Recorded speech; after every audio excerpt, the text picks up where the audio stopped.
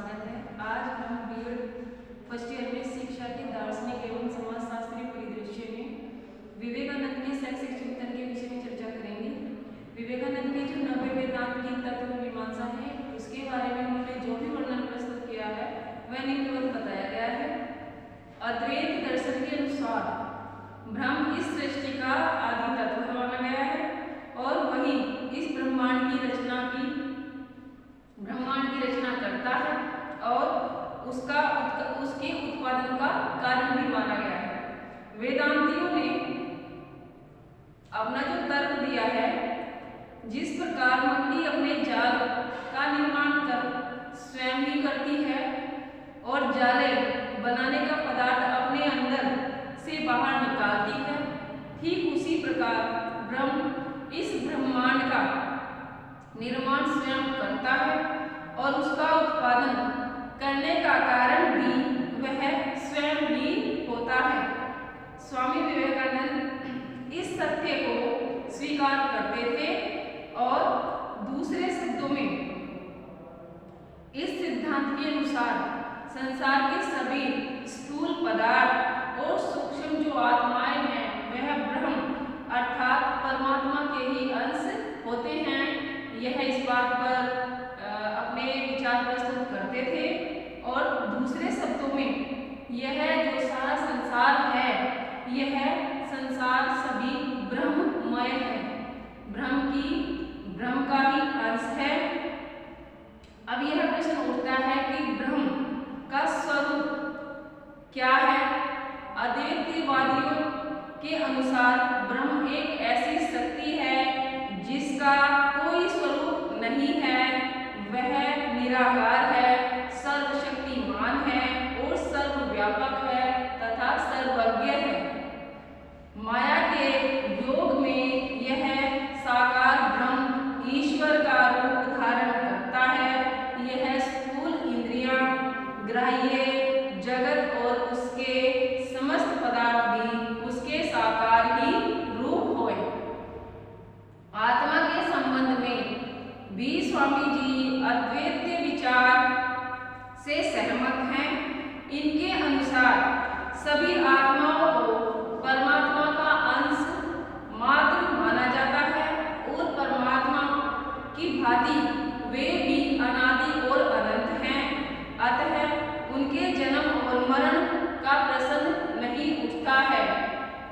अद्वैत के अनुसार संसार के अन्य पदार्थ भी ब्रह्म यानी परमात्मा के अंश हैं, पर आत्मा और अन्य पदार्थों में अंतर इतना है कि आत्मा सर्वव्यापी और सर्वज्ञाता है और उसमें अपने वास्तविक स्वरूप परमात्मा को समझने और उसे प्राप्त करने का गुण है, जबकि अन्य पदार्थों में यह गुण नहीं होता है।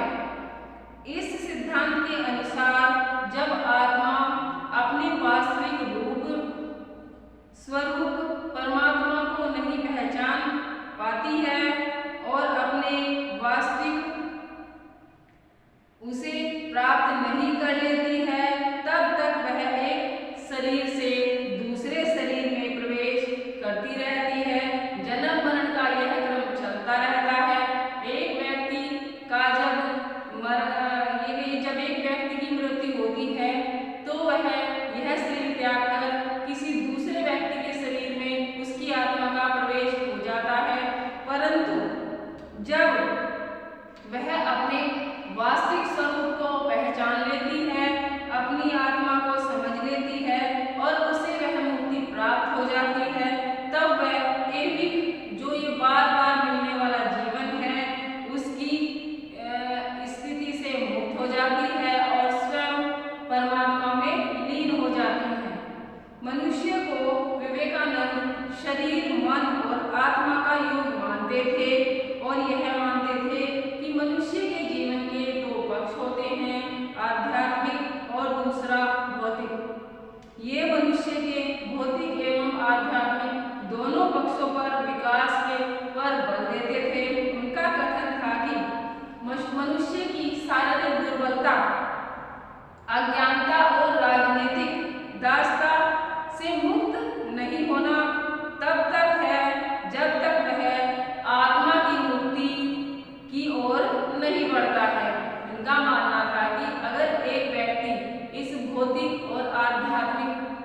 जगत में लगा रहेगा और अपनी राजनीतिक स्थिति में लगा रहेगा, तब तक वह परमात्मा के सत्य ज्ञान को प्राप्त नहीं कर सकेगा। और इस कारण जो है उसकी इस स्थिति का जो कारण है वह है उसकी शारीरिक दुर्बलता हो सकती है, उसका भौतिक सुख प्राप्त करने की आदत हो सकती है, या फिर कहें कि उसकी अज्ञानता हो सकती है। अगर वह सत्य ज्ञान को प्राप्त करना चाहता है तो वह अपने सन्मार्गों को अपने अंदर समाहित करे, उन साधनों का प्रयोग करे और परमात्मा की आत्मा में जो अनुभूति मिलती है उस ज्ञान को प्राप्त करे। मनुष्य के विकास के संबंध में विवेकानंद का दृष्टिकोण बड़ा ही व्यापक था। ये मनुष्य के आध्यात्मिक विकास के लिए भारतीय ज्ञान एवं क्रियाओं को आवश्यक मानते थे और उसके भौतिक एवं आर्थिक विकास पर बल देते थे। विज्ञान एवं तकनीकी को भी यह मनुष्य के लिए आवश्यक मानते थे और आज तो ज्ञान की किसी भी सीमा में सीमित नहीं रखा जा सकता ज्ञान को। और आज तो ज्ञान के क्षेत्र में भूमंडलीय करण हो गया है। हर तरह का ज्ञान प्राप्त करना मनुष्य के लिए अनिवार्य हो गया है। ब्रह्म की सत्यता के ज्ञान को प्राप्त करने के लिए उन्हें अपने जीवन में कुछ ऐसे सन्मार्गों का उपयोग करना होता है जिसके द्वारा वह भौतिक सुख के साथ साथ आध्यात्मिक सुख का भी ज्ञान प्राप्त कर सके। अभी विवेकानंद के वेदांत की ज्ञान एवं तर्क मीमांसा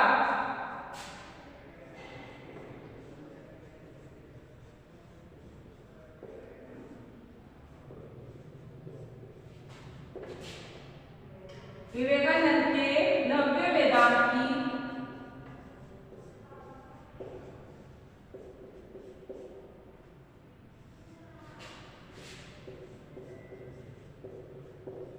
ज्ञान एवं तर्क मीमांसा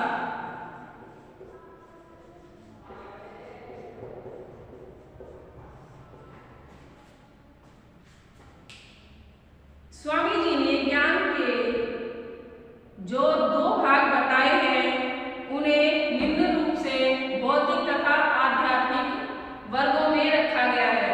भौतिक ज्ञान तथा आध्यात्मिक ज्ञान।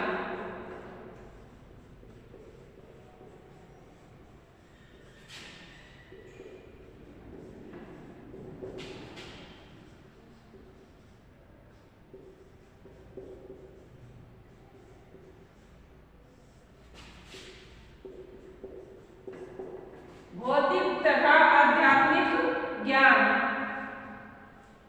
भौतिक ज्ञान के अंतर्गत इन्होंने वस्तु जगत के ज्ञान को रखा है और आध्यात्मिक जगत के ज्ञान के अंतर्गत इन्होंने सूक्ष्म जगत, आत्मा, परमात्मा और जीवात्मा के ज्ञान प्राप्त करना, सूक्ष्म ज्ञान को प्राप्त करने के जो साधन बताए हैं उन्हें रखा है। जैसे ज्ञान योग, कर्म योग, भक्ति योग और राजयोग।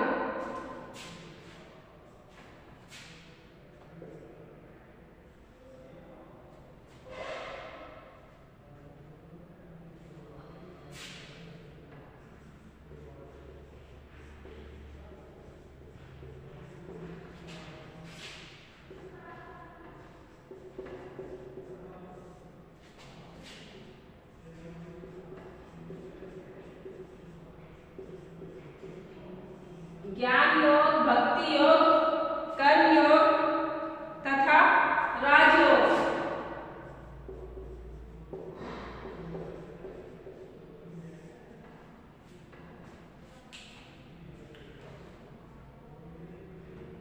वेदांत के प्रतिपादक शंकराचार्य के अनुसार वस्तु जगत का जो ज्ञान है वह एक असत्य ज्ञान है और सूक्ष्म जगत का जो ज्ञान है वह सत्य ज्ञान है। परंतु विवेकानंद वस्तु जगत और सूक्ष्म जगत दोनों ज्ञान को सत्य ज्ञान ही मानते थे। इनका तर्क है कि यह वस्तु जगत ब्रह्म द्वारा ब्रह्म से निर्मित है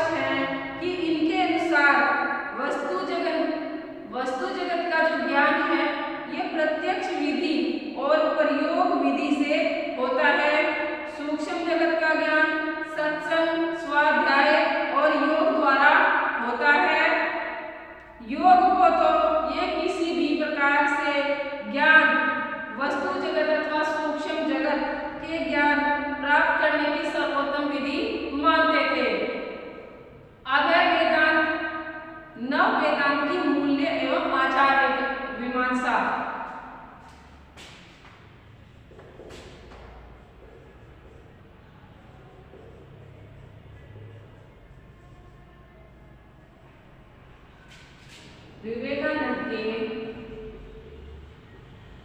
90 वेदांत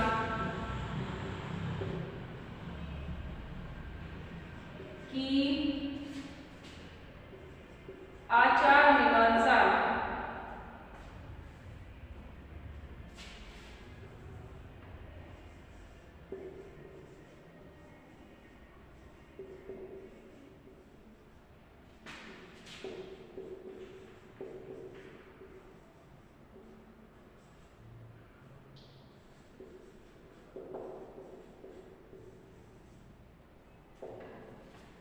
विवेकानंद की 90 वेदांत की मूल्य एवं आचार मीमांसा, इसमें उन्होंने मनुष्य को आत्माधारी मानते हुए शंकर की इस बात से सहमत थे कि मनुष्य जीवन का अंतिम उद्देश्य क्या होता है, मुक्ति प्राप्त करना होता है और इस संसार के आवागमन से छुटकारा प्राप्त करना होता है और आत्मा का परमात्मा में लीन होना होता है।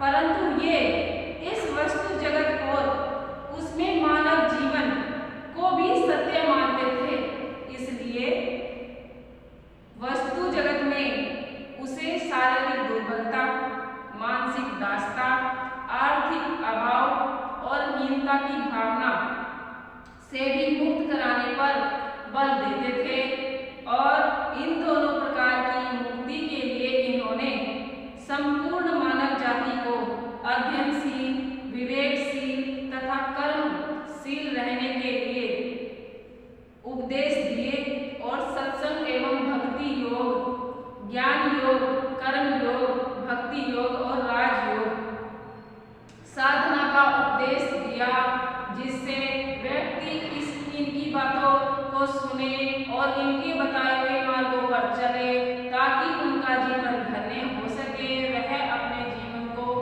सुखमय जीवन व्यतीत कर सके और सभी मानव जाति का कल्याण हो सके। मनुष्य के आचार विचार के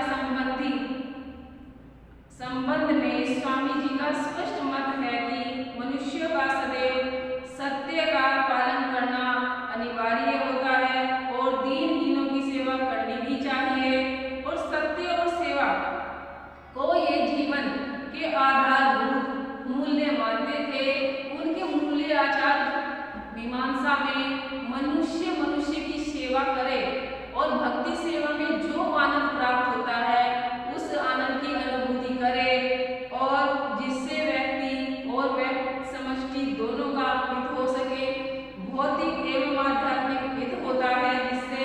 और यह स्वामी जी मनुष्य का ईश्वर का मंदिर मानते थे और मानव सेवा को वह सबसे बड़ा धर्म मानते थे। मानव सेवा को ही वह सबसे बड़ा धर्म मानते हुए मानव से यह आशा रखते थे कि वह प्रत्येक व्यक्ति को आदर भाव की नजर से देखे और समाज कल्याण के कार्य करे और इस प्रकार अपने शुद्ध एवं निर्मल बनाकर अपने योग साधना के योग्य बनाए खुद को और फिर किसी भी योग कर्म, ज्ञान कर्म, भक्ति अथवा राज द्वारा आत्मा की अनुभूति करे। और योग साधना के लिए इन्होंने 7 सोपान और भी बताए हैं: सम, दम, तितिक्षा, उपरति, श्रद्धा, समाधान, मुमुक्षुत्व और नित्य विवेक के जो मार्ग हैं यह उनका समर्थन करते थे और सभी को अपने जीवन में इन मार्गों का प्रयोग करना चाहिए, ऐसा वह आशा करते थे, जिससे सबका जीवन सुखमय बन सके और प्रत्येक व्यक्ति दूसरे व्यक्ति के साथ सहयोग से रह सके और अपने जीवन के अंतिम उद्देश्यों को प्राप्त कर सके। अगर विवेकानंद जी का शैक्षिक चिंतन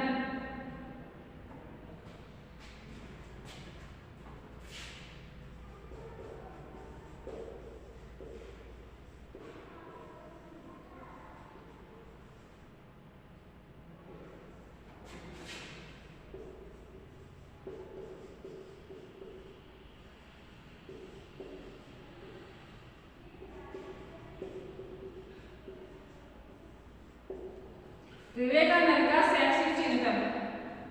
स्वामी विवेकानंद भारतीय दर्शनों, पंडित और अद्वैत वेदांत के पोषक थे। वे वेदांत को व्यवहारिक रूप से देने में प्रसिद्ध थे। वे दार्शनिक विचार सैद्धांतिक रूप में इनके द्वारा विचलित जितनी पुस्तकें थी उन्हें पढ़े और उनका व्यवहारिक रूप रामकृष्ण मिशन के जन कल्याणकारी कार्यों में देखा जा सकता है।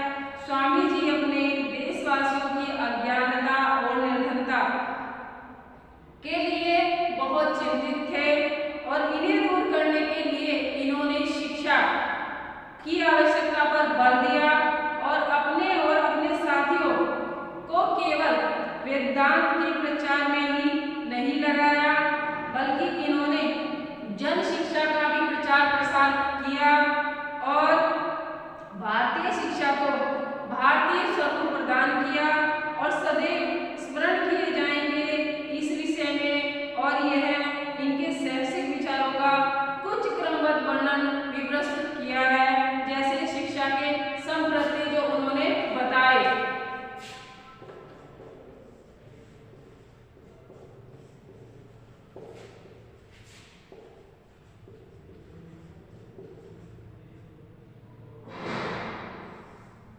संप्रत्यय। स्वामी जी के शिक्षा के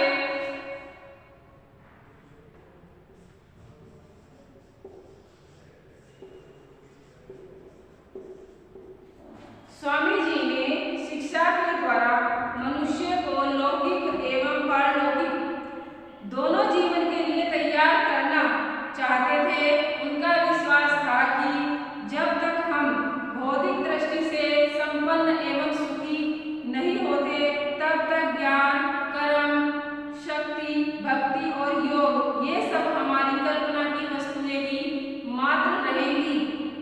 लौकिक दृष्टि से इन्होंने नारा दिया कि हमें ऐसी शिक्षा चाहिए जिसके द्वारा हमारे चरित्र का गठन हो, मन का बल बढ़े और बुद्धि का विकास हो और हम मनुष्य मात्र जो है स्वावलंबी बन सके। उनके मनुष्य के निर्माण की जो शिक्षा है वह है और उसके लिए वह मनुष्य की शिक्षा को ही महत्वपूर्ण मानते थे। मनुष्य जीवन का अंतिम उद्देश्य ये अपने अंदर छिपी हुई अपनी आत्मा की पूर्णता की अनुभूति ही मानते थे कि जो व्यक्ति के अंदर उसकी आत्मा में छिपा हुआ ज्ञान है, अगर वह व्यक्ति प्राप्त करता है तो वह सच्चा ज्ञान प्राप्त कर सकता है। पारलौकिक दृष्टि से इन्होंने उद्घोषणा की कि शिक्षा मनुष्य की अंतर्निहित पूर्णता की अभिव्यक्ति है और इनकी दृष्टि से जो शिक्षा ये दोनों कार्य करती है वही पूर्ण शिक्षा कहलाती है। वह ही व्यक्ति के लिए महत्वपूर्ण शिक्षा होती है। आज के लिए बस हम इतना ही पढ़ेंगे। हम फिर मिलेंगे नेक्स्ट वीडियो में। तब तक के लिए धन्यवाद। कल हम इनके